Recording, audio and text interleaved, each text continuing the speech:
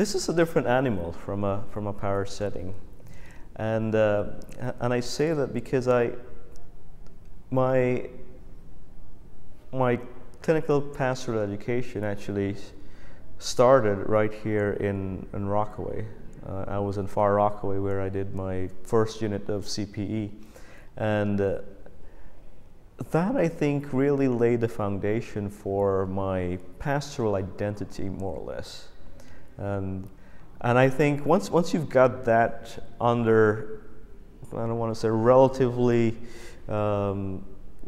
down, I think the rest of your role or your responsibility as a pastor really falls into place.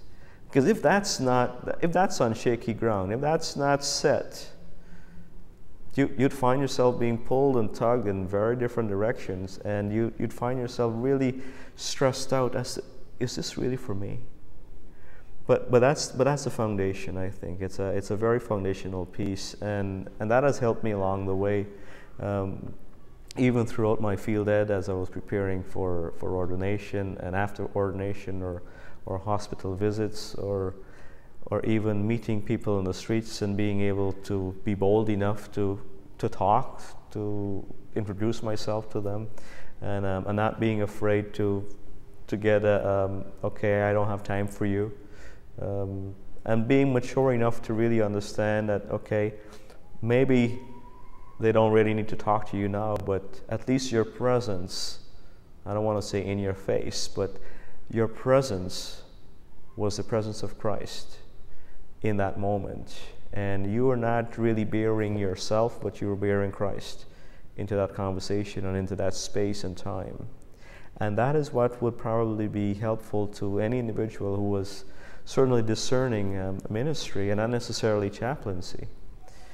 Because it's a very, very different world than parish ministry. And of course, having a great personality helps a lot. So if you're a people person and you thrive on that, I don't want to use the word extrovert, but you don't necessarily have to be an extrovert to be an effective chaplain or a community minister. But also bearing Christ and being present. Let Christ be seen in you, and not necessarily you be seen in the foreground. Let Christ be first to be seen, and then whatever your personality may be can follow that. But that's certainly a piece that I would encourage any person who is discerning ministry to think about.